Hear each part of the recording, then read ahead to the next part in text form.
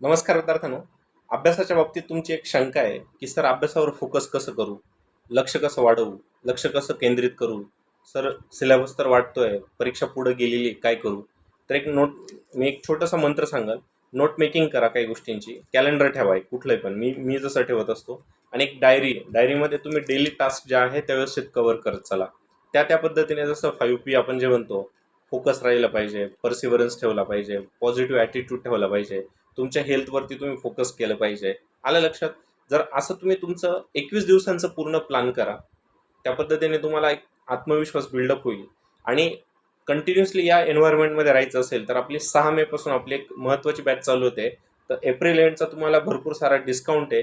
तर तुम्ही माझा अड्डा 24/7च्या ॲपवर जाऊन Y214 हा कोड वापरून जास्तीत जास्त बेनिफिट पण घेऊ शकता, डबल व्हॅलिडिटीसह.